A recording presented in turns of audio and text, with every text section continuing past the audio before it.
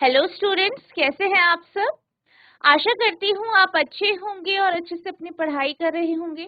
मैं मोनिका रावत आपका स्वागत करती हूँ आईसीटी वर्चुअल क्लासरूम देहरादून में। बच्चों, आज हम क्लास 12th का जो आपका सब्जेक्ट है फिजिक्स, उसका जो सेकेंड चैप्टर है उसके जो इम्पोर्टेंट क्वेश्चंस हैं उनको हम कंटिन्यू करेंगे। तो बच्चों, पिछले लेक्चर में हमने ये समझा था कि इलेक्ट्रोस्टैटिक पोटेंशियल एनर्जी क्या होती है। ठीक है, हमने इस कॉन्सेप्ट को समझा था, इसका फॉर्मूला ड्राइव किया था। आई होप आपको वो कॉन्सेप्ट समझ में आए होंगे। इस टॉपिक को लेते हुए हम नेक्स्ट टॉपिक की तरफ चलते हैं, जो कि है आपका इलेक्ट्रोस्टैटिक पोटेंशियल एनर्जी। तो अब हम चलते हैं अपने स्मार्ट बोर्ड की तरफ। तो बच्चों, हम बात करते हैं इलेक्ट्रिक पोटेंशियल एनर्जी की। ठीक है, तो बेसिकली जब हम बात कर रहे थे इलेक्ट्रोस्टैटिक पोटेंशियल एनर्जी, ठीक है, या इलेक्ट्रिक पोटेंशियल एनर्जी की, तो हमने क्या देखा था कि इलेक्ट्रोस्टैटिक पोटेंशियल क्या होता है।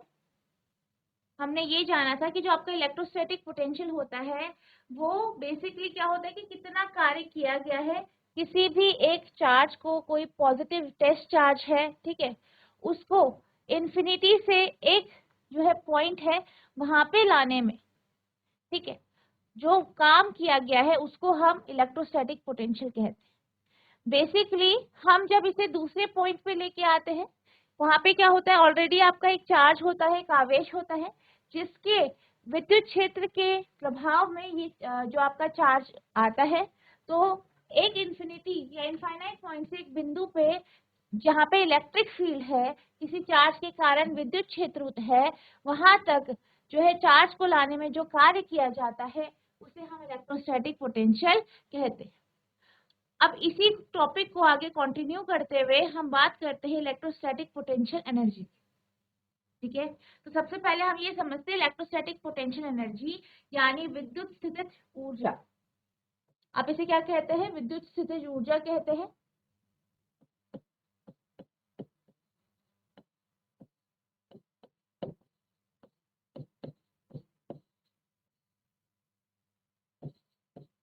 विद्युत स्थितिज ऊर्जा ये क्या होता है। इलेक्ट्रोस्टैटिक या electric potential energy is possessed by an object by virtue of two element.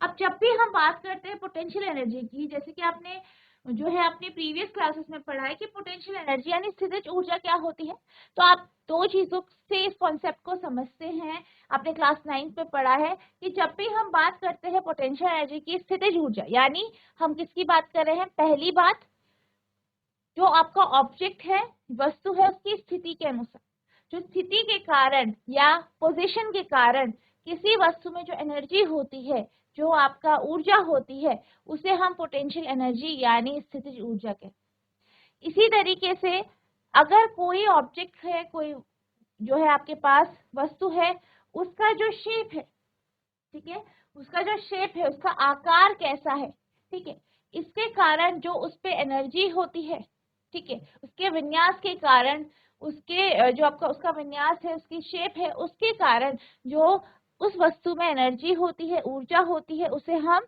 स्थितिज ऊर्जा कहते हैं। ठीक है, जब हम मैकेनिकल पोटेंशियल एनर्जी की बात कर रहे हैं, मैकेनिकली जब हम इस टर्म को समझते हैं तो इस कॉन्सेप्ट को हम समझते हैं। इसी तरीके से जब हम इलेक्ट्रिक पोटेंशियल एनर्जी की बात करते हैं, विद्युत स्थितिज ऊर्जा की बात करते हैं, तो ये दो कारणों से होता है, यानी कोई भी वस्तु है उसमें इलेक्ट्रिक पोटेंशियल एनर्जी या विद्युत स्थितिज ऊर्जा दो कारणों से होती है। Those being the charge possessed by an object itself. पहला, कि जो चार्ज है, किसी वस्तु में कितना चार्ज है उसके ऊपर निर्भर करता है। दूसरा, the relative position of an object with respect to other electrically charged object। जो दूसरा रीजन है कि जो आपका वस्तु है, ऑब्जेक्ट है, उसकी पोजीशन, उसकी स्थिति क्या है किसी इलेक्ट्रिकली चार्ज ऑब्जेक्ट की। पहला क्या है कि जो वो वस्तु है उसमें जो चार्ज है, जो आवेश है, कितना आवेश है, उसके ऊपर निर्भर कर रहा है। दूसरा, कि जो आपकी चार्ज, जो आपकी एक वस्तु है, वो एक चार्ज वस्तु या आवेशित वस्तु से किस तरीके से रखी गई है, उसकी पोजीशन क्या है, इसके ऊपर भी वो निर्भर कर। The magnitude of electric potential depends upon the amount of work done in moving the object from one point to another against the electric field. अब अगर हम बात करें इलेक्ट्रिक पोटेंशियल की, विद्युत स्थितिज ऊर्जा की, तो ये क्या होता है? ये होता है कि कितना कार्य किया गया है, कितना वर्क किया गया है किसी भी वस्तु को, किसी भी ऑब्जेक्ट को एक बिंदु से दूसरे बिंदु पे लाने में, ठीक है। और किसमें लाना है आपको? इलेक्ट्रिक फील्ड, ठीक है। विद्युत क्षेत्र में आप एक बिंदु से दूसरे बिंदु तक या एक पॉइंट से दूसरे पॉइंट तक आप जो वस्तु को मूव कराते हैं, ले जाते हैं, उसमें किया गया कार्य, ठीक है, उसमें किया गया कार्य को हम क्या कहते हैं? मैग्नीट्यूड ऑफ इलेक्ट्रिक पोटेंशियल या इलेक्ट्रिक पोटेंशियल एनर्जी। बेसिकली जितना कार्य किया गया है वो इसका मैग्नीट्यूड या परिमाण बता। When an object is moved against the electric field, it gains some amount of energy which is defined as electric potential energy. अब जब भी हम किसी भी फील्ड, किसी भी विद्युत क्षेत्र में कोई भी वस्तु है उसको हम मूव कराते हैं, उसको हम क्या कराते हैं? गति कराते हैं। तो इस गति को कराने में क्या होता है? कुछ जो एनर्जी है, कुछ ऊर्जा जो है वो वस्तु गेन करता है, उसे उस पे आती है, उसे मिलती है, जिसे हम इलेक्ट्रिक पोटेंशियल एनर्जी कहते हैं। For any charge, the electric potential energy is obtained by dividing potential energy by the quantity of charge. अगर हम बात करें इलेक्ट्रिक पोटेंशियल की, तो हम इलेक्ट्रिक पोटेंशियल को, यानी कोई भी चार्ज उसमें इलेक्ट्रिक पोटेंशियल हम कैसे निकाल सकते हैं? पोटेंशियल एनर्जी को अगर आप चार्ज की क्वांटिटी से डिवाइड कर दें तो आपको जो है इलेक्ट्रिक पोटेंशियल मिल जाए, ठीक है। तो ये था आपका इलेक्ट्रिक पोटेंशियल एनर्जी यानी विद्युत स्थितिज ऊर्जा। अब हम चलते हैं हमारे अगले टॉपिक की तरफ, जो है electrostatic potential energy of 2 point charge, यानी दो बिंदु आवेशों की विद्युत स्थितिज ऊर्जा, ठीक है। इसका अर्थ ये है कि आपको ये बताना है कि दो आपके पास बिंदु आवेश है, उनके कारण जो इलेक्ट्रोस्टैटिक पोटेंशियल एनर्जी है वो क्या हो, ठीक है। तो हम मान लेते हैं कि हमारे पास जो है एक चार्ज है, एक आवेश है, ठीक है। यहाँ पे आप रख देते हैं एक चार्ज प्लस Q1, ठीक है। अब हमने क्या किया? इन्फिनिटी से हम एक चार्ज लेके, कहाँ से लाए? इन्फिनिटी से, और उसे हमने एक पॉइंट पे रख दिया यहाँ, ठीक है। और ये जो चार्ज है आपका, ये आपका आप प्लस Q0 चार्ज ले लेते हैं। अब इन दोनों चार्ज के बीच की जो दूरी है, इन दोनों आवेश के बीच की जो दूरी है वो है R12, ठीक है। R12 है। हमें क्या निकालना है? इलेक्ट्रोस्टैटिक पोटेंशियल एनर्जी क्या हो, ठीक है। तो इस तरीके से पहले आप डायग्राम बनाएंगे।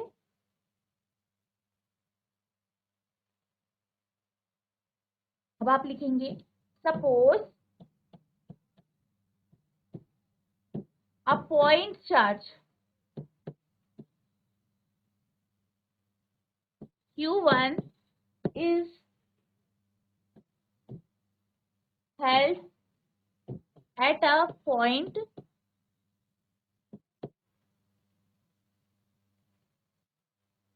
P1। तो सबसे पहले हम क्या मान लेते हैं कि जो पोजीशन P1 है वहां पे हमने क्या किया? हमने एक चार्ज रख दिया Q1।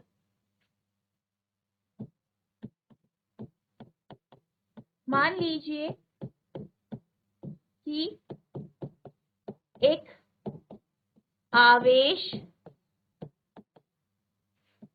Q1 को P1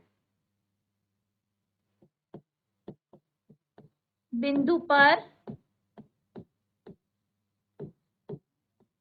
रखते हैं।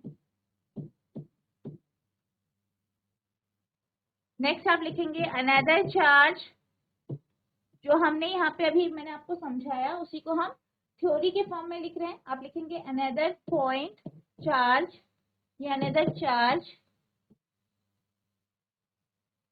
Q2 is at infinite distance from Q1.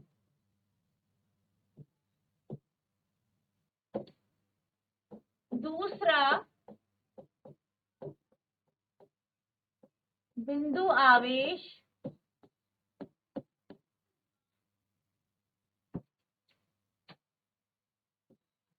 Q2 को हम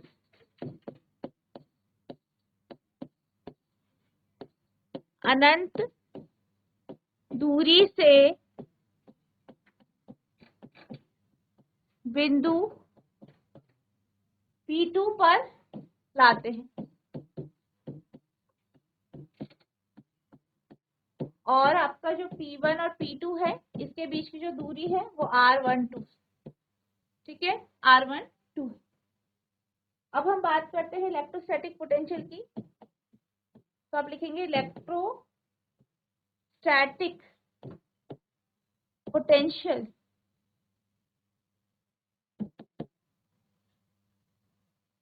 at T2 due to charge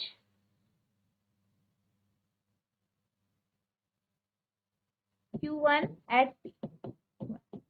तो हम यहाँ पे किसकी बात करें, इलेक्ट्रोस्टैटिक पोटेंशियल की बात करें। अब हम इसका फॉर्मूला देखेंगे।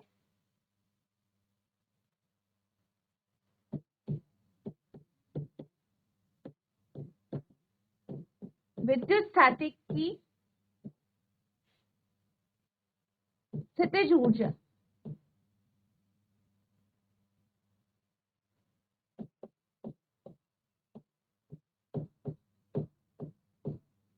तो ये होगा आपका V इक्वल्स टू 1/4πε0 Q1/R12। और R12 आपको पता है कि जो आपका प्लस Q1 और प्लस Q2 के बीच की दूरी, ठीक है। तो ये हमारा V की वैल्यू आई। अब हम बात करते हैं कि जो आपका पॉइंट चार्ज है, ठीक है, जो आपका पॉइंट चार्ज Q2 है उसे हम इंफिनिटी से अनंत से लेके आए बिंदु P2 तक। तो उसमें कितना कार्य किया गया है, तो आप लिखेंगे work done in carrying charge Q2 from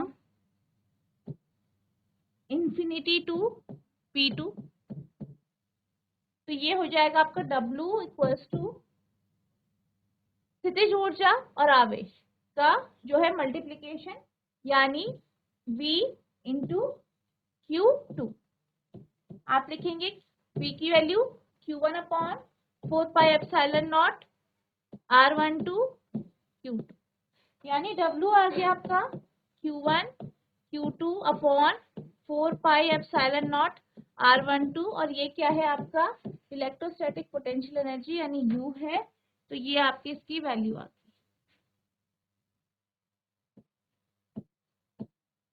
तो ये जो है ये फॉर्मूला आया आपका जब आपके पास दो चार्ज हैं, दो आवेश हैं, ठीक है, उनके बीच में जो इलेक्ट्रोस्टैटिक पोटेंशियल एनर्जी होगी वो क्या होगी, ये आपका यहाँ पे आ गया।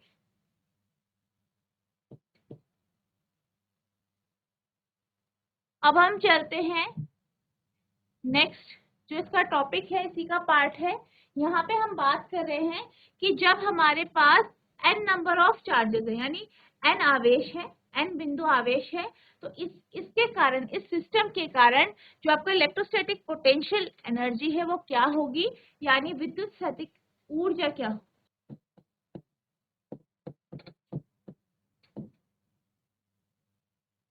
तो हम यहाँ पे जो है एक एक करके इस कॉन्सेप्ट को समझते हैं कि आप इसमें किस तरीके से जो है फॉर्मूला डिराइव करेंगे।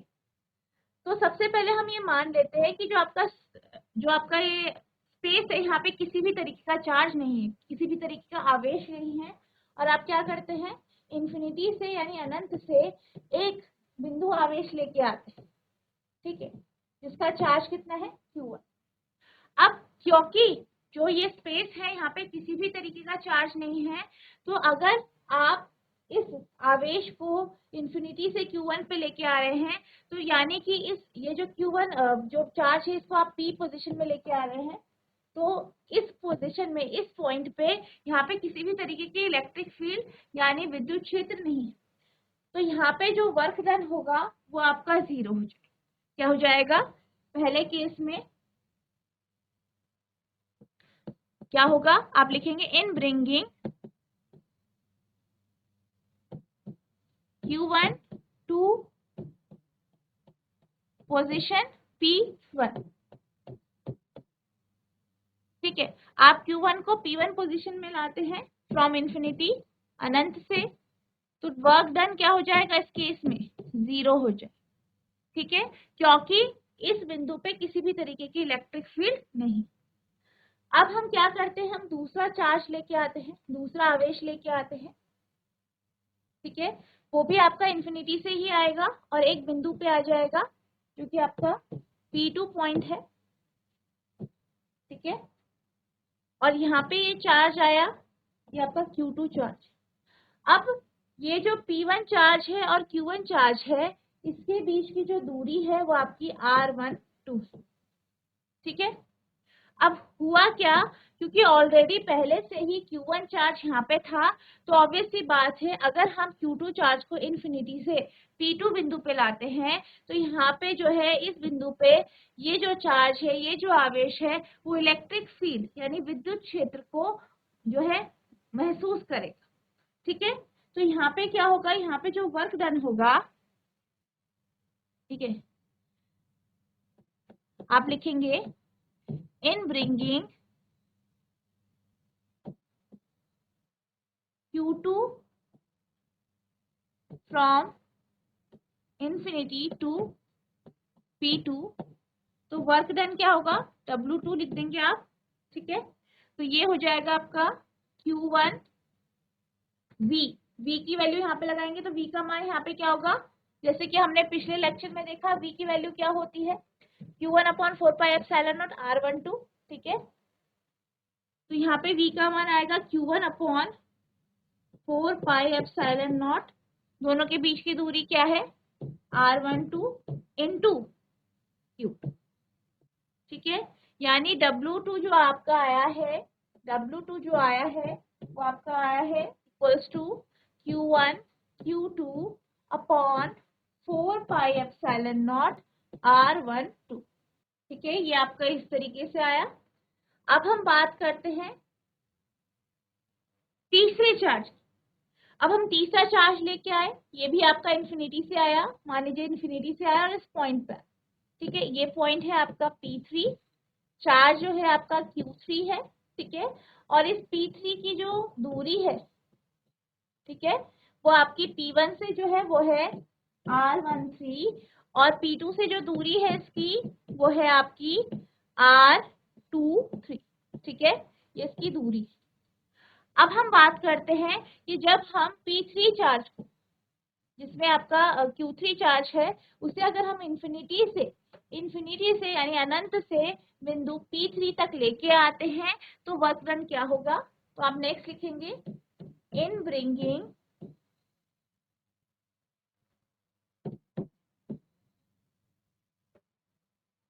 Q3 फ्रॉम इंफिनिटी, यानी Q3 को जो है, जो आपका Q3 है उसे अगर हम अनंत से, ठीक है, इंफिनिटी से जो है P3 बिंदु तक लेके आए, तो क्या होगा, वर्क डन होगा आपका W3 इक्वल्स।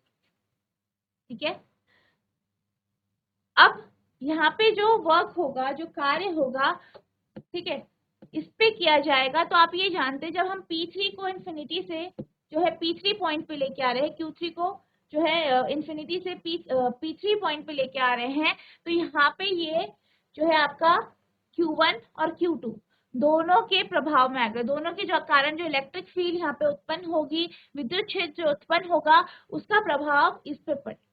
तो यानी यहाँ पे क्या होगा, जो वर्क डन होगा वो इन दोनों के कारण। ठीक है। तो यहाँ पे जो आपका वर्क डन आएगा, पहला जो है, आप मान लीजिए फर्स्ट लेंगे आप P3 पॉइंट पर जो वर्क हुआ है वो Q1 के कारण, तो आप यहाँ पे लिखेंगे, ये होगा आपका V जो है V1 होगा। तो V1 जो है, V1 मान लीजिए इसे, तो इसका फॉर्मूला होगा Q1 upon 4 pi epsilon not R13। R13 क्यों लिया है? क्योंकि R13 क्या है? P3 से जो है Q1 की दूरी, ठीक है। तो यहाँ पे V इंटू चार्ज कितना है Q3 प्लस, नेक्स्ट है जो Q2 है, ठीक है, जो Q2 पॉइंट है या Q2 जो आपका पॉइंट चार्ज है, बिंदु आवेश है, इसके कारण P3 पे जो कार्य होगा वो आपका हो जाएगा Q2 upon 4 pi epsilon not R23 इसके बीच की दूरी है, ठीक है, इंटू Q3। अब हम क्या करेंगे, जो कॉमन है उसे एक तरफ ले लेंगे, तो आपका W3 हो जाएगा 1 अपॉन 4 पाई एप्सिलॉन नॉट, ठीक है, अंदर आएगा Q1 upon R13 plus Q2 upon R23 into यहाँ पे आपका Q3 आ जाएगा, ठीक है। तो ये आ जाएगा, ठीक है, ये आपका फर्स्ट इक्वेशन है, पहला समीकरण, W1 W2 ये दूसरा समीकरण, और ये जो है ये आपका क्या हो गया, तीसरा समीकरण, ठीक है, ये आपकी थर्ड इक्वेशन होगी। अब हम इसी तरीके से एक फोर्थ चार्ज लेके आते हैं, चौथा चार्ज लेके आते हैं, ये भी आप इन्फिनिटी से लेके आते हैं इस बिंदु पर। Q4 चार्ज कहाँ से ला रहे हैं? इन्फिनिटी से, इस पॉइंट। अब इस पे जो प्रभाव पड़ेगा, इस पे जो इन्फ्लुएंस होगा, वो आपका Q1 Q2 Q3 तीनों के कारण होगा। अब हम मान लेते हैं कि जो आपकी Q4 है उसकी जो दूरी है वो आपकी कितनी है,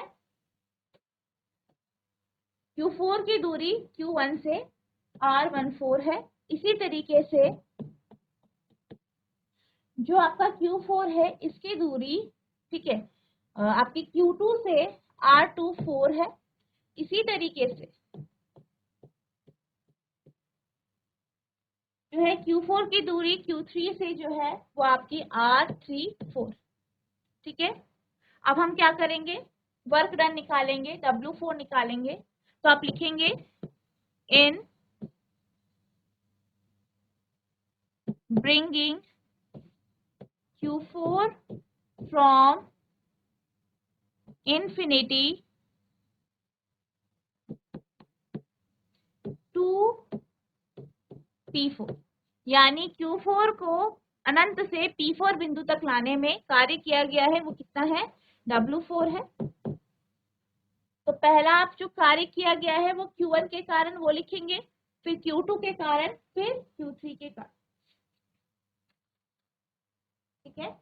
तो ये होगा आपका पहला Q1 के कारण। तो Q1 के कारण हो जाएगा आपका Q1 upon 4 pi epsilon not R14, ठीक है, ये क्या है, आपकी पोजीशन है, R14 क्या है, डिस्टेंस है, into Q4 plus Q2 upon 4 pi epsilon not R24 Q4 plus Q3 upon 4 pi epsilon not R34 आएगा Q4, ठीक है। तो इस तरीके से ये आएगा, ये आपकी क्या हो गई, फोर्थ इक्वेशन। अब हम बात करते हैं, जब आपके ये जो चार्ज है, सारे के सारे जो चार्ज है, आवेश है, वो यहाँ पे इस तरीके से मौजूद हैं, तो इस केस में जो टोटल वर्क होगा, ठीक है, आप जानते हैं टोटल वर्क क्या दर्शाता है, आपकी इलेक्ट्रोस्टैटिक पोटेंशियल एनर्जी, यानी आपकी जो जो आपकी स्थितिज ऊर्जा है उसको दर्शाता है। तो यहाँ पे जो आपका इलेक्ट्रोस्टैटिक पोटेंशियल एनर्जी होगी,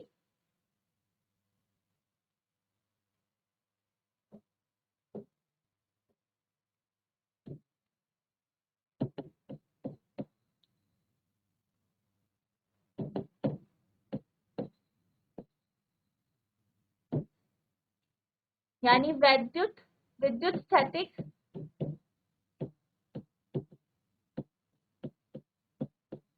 जो स्थितिज ऊर्जा होगी